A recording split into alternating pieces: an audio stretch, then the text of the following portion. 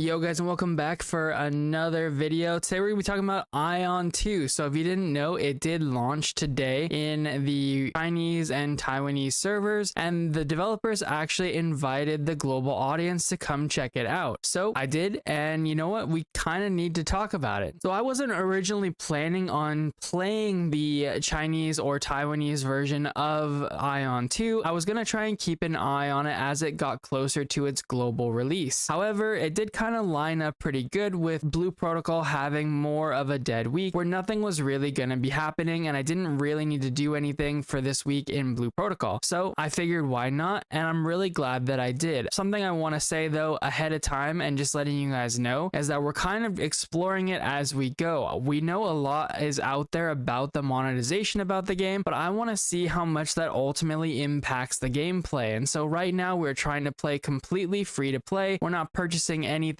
no battle passes, no monthly passes, no subscriptions, no nothing. And so we're gonna have to see how it actually pans out in the long run, and whether or not being a free-to-play player significantly impacts my enjoyment of the game. But that's not gonna be something that we figure out on day one. So I want to talk to you guys about day one and my experience with the actual game. Okay, maybe the best place to start it off is where you start off in Aion 2.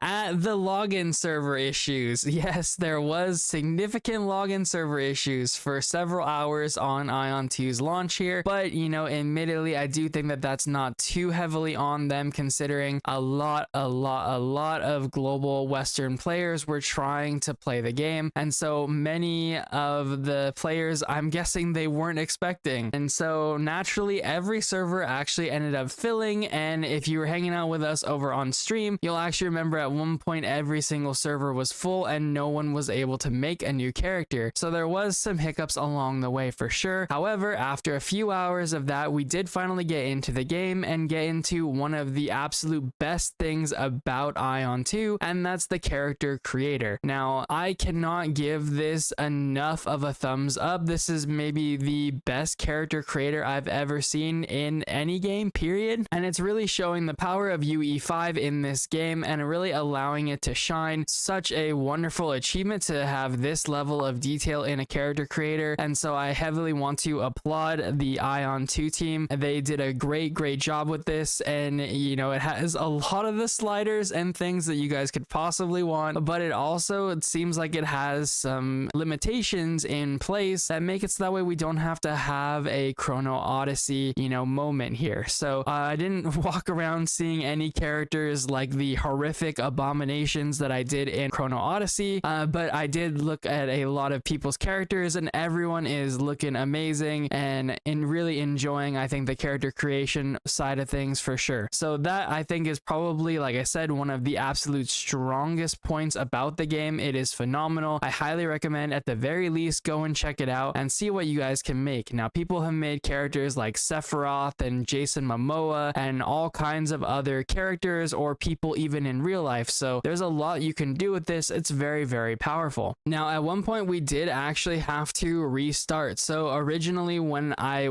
barely got through the servers after several hours, I just wanted to play, and I could only make a character on one server. Unfortunately, this was not the server we were trying to target. We wanted to go where a lot of our English speaking community was, that we've seen over on Reddit. The server's name is Bakarma, and that is ultimately where we did end up, but I did, like I said, have to remake my character over there. I'm very glad that I did though, because it has a lot of people speaking English. So if you guys are looking for a community over there, definitely check out and try and get on that server. I know it can be rough and the character creation ends up closing a lot, but try and be patient. It's ultimately worth it. The first character that I made, I did play for several hours, but at the end of the day, I didn't see a single person speaking in English or have an English name at all, and so just didn't feel like it was gonna be a good time playing over there. I'm very glad I restarted, but it did kind of waste some of my time for the day. And then we get into the actual game, and admittedly, I had some issues with the gameplay at first, being that we were playing all the way in the Taiwan servers. As you can imagine, ping became an issue, and so that was something that we dealt with for several hours and trying to get a hold of, you know, what was going to be possible and stuff like that. But ultimately, after doing some missions and some single player bosses, which I think are also greatly designed and very well done, especially for the earlier part of the game. We're still pretty early in the game's, you know, like leveling cycle, I would think. But the bosses were actually pretty interesting, and they weren't cakewalks. They had some, not necessarily mechanics, but definitely things you had to dodge and things you had to know how to do and learn how to play. And it was becoming more and more obvious that like there was going to be skill expression in this game, whether it be, you know, learning to chain your abilities better, or even just being able to properly dodge attacks and not have to worry about taking a bunch of damage, especially in single player content. I think so far, if they can continue and have these kind of single player bosses and fun activities to do as part of their end game experience, a lot of people are really going to enjoy that, myself included. Honestly, a lot of these fights felt very similar to the way the Mage Tower felt way back in the day. Now, I'm not saying it's on that level of difficulty or anything like that, especially because we're so early in the game, but my point being, there was definitely some challenge here, and part of that was because of the ping, but part of that I think is because the bosses actually had things that they were doing, and they weren't just a pushover like many of the leveling bosses that you might have experienced in other games. If you guys are enjoying the video, leave the video a like down below, comment down below. I'm curious to see what kind of experience you guys had on day one and how far you might have made it in your leveling process. Definitely let me know about that, and let me know if you guys have anything you want to discuss down there. Subscribe to the channel if you want to see more stuff like this,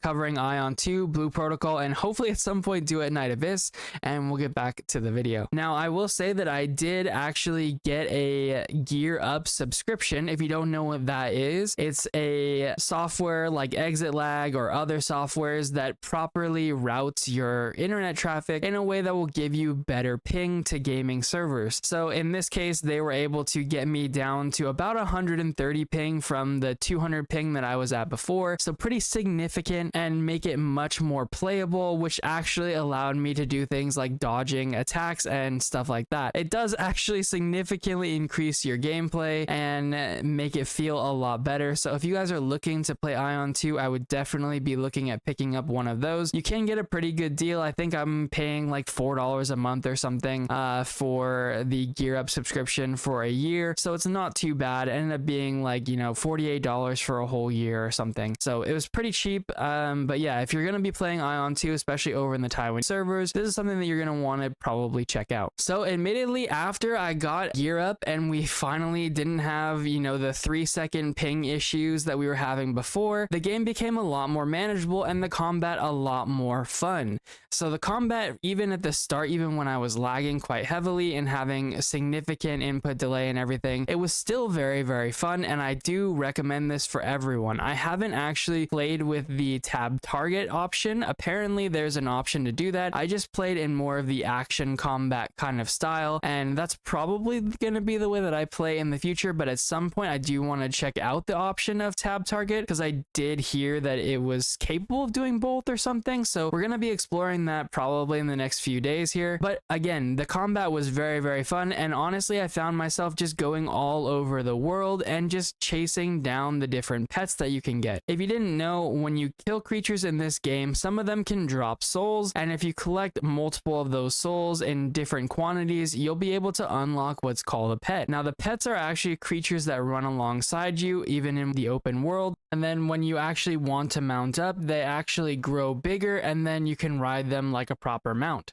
It really adds another layer of, you know, collectability, and then also just like kind of fun grinding. It was really fun just enjoying the combat and farming these souls. And then on top of that, you do actually get small gains, and I'm talking small gains, like 1 extra movement speed when you're mounted, or things like 10 HP, or even, you know, other things like, you know, 0.1% stamina cost reduction when your mount is sprinting, just stuff like that. Just very, very small gains that you get for getting these different pets, but it's still kind of fun because one, you get to unlock the different pets, which adds that like collection aspect a lot of people, myself included, like, but then two, you are making progression for your account, which is also quite fun, and just kind of seeing what's out there to begin with. So you can actually see, I don't know if I'll have clips of it, but when you go and look in the actual pets, there are a ton of different pets that all have you know, different effects and stuff like that, and then also different mount animations. All of these different pets have different ways that you sit on the mount or you ride the mount or whatever, and it's actually pretty cool that they all look so distinct. I was running around on my turtle and I didn't run into a single person using the turtle that I got, and a lot of other people were using various other mounts that I don't know where they got them. And that's kind of this whole magic of a brand new MMO starting that people don't really know a lot about just yet. So we're definitely getting some of that new, like, you know, new car smell kind of feel, you know what I mean? It's really fun. I honestly really enjoyed my time, and my expectation going in was that I was going to be really, you know,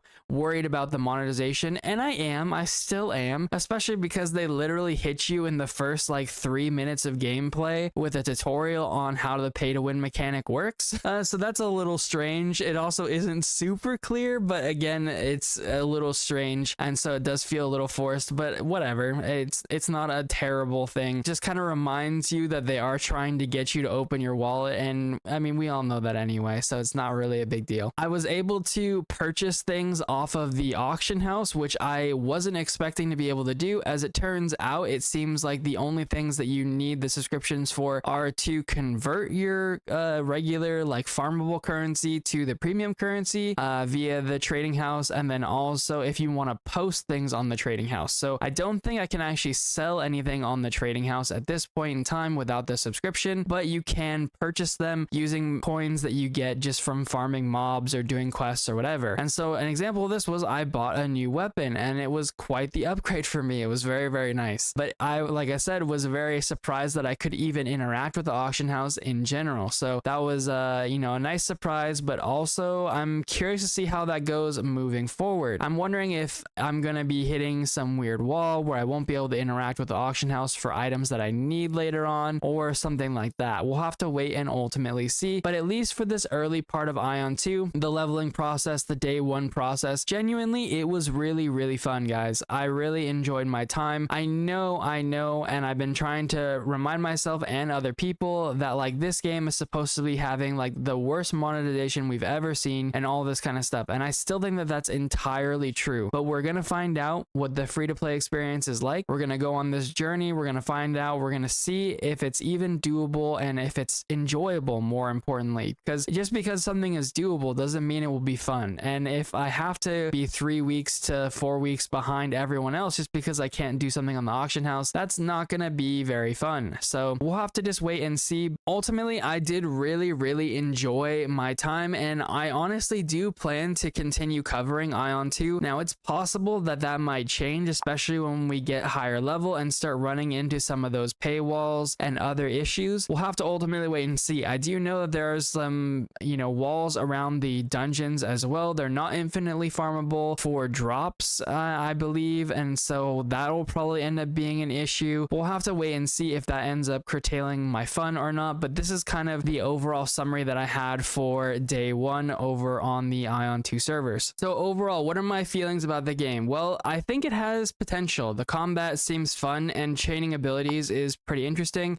It feels pretty fluid and pretty fun to just go and smash things, especially with my sword. The classes all look fairly interesting. I'm curious to check out more of them. I think it's really nice how a lot of my abilities feel very mobile and everything, and so that feels pretty good. Overall, I wouldn't say that there's anything about the game that is revolutionary or game changing. I think some of the best things are maybe small quality of life, things that people don't really need to have in a game but feel good. So things like the character creator, or even the mounting animation and the flight animation and stuff like that. Those things are all very nice and smooth and very seamless within the actual gameplay of the game. But ultimately, if they were a little more clunky or if they were worsely designed, it wouldn't really matter or change the experience that much. Now, combat, of course, would, but those other quality of life things, not really so much. We've played a lot of games that don't have the best character creator, etc. So does Aion 2 have what it takes to stand out amongst all the other MMOs? Maybe maybe not at this point, but I'm not at the end game yet, and I'm wanting to see more of how this monetization and the free-to-play experience goes. But honestly, I definitely enjoy my time, and I do actually want to continue covering and playing this game in the long term, even if it's just for right now on the Taiwanese servers. And I plan to check it out on the global launch. And you know what? To be honest, that's kind of good enough for me. We don't get very many MMOs to try, and it's pretty rare that any of them are truly revolutionary in any aspect. That's not really what MMOs are about, and it's not really what MMO players want, in my opinion. We don't really want someone breaking the mold and trying to do something too different. We want something where we can get together with our friends and other people that we know and go and smash some bosses or some dungeons or whatever. We can collect some gear, make some progression. That's the whole point of what an MMO is at this point, and that's what this game can provide. So whether or not that will be a fun or irritating experience, again, is still yet to be seen, especially at the free-to-play level. But I'm excited to go on that journey and see what this game does have to offer. I think overall the game looks phenomenal in every aspect. The characters look good, the world looks great, it's very colorful. It's something that we don't get to see that often. Again, does it matter that the world looks really nice and the characters look really nice? Not truly, but I think it's something that does have going for them, and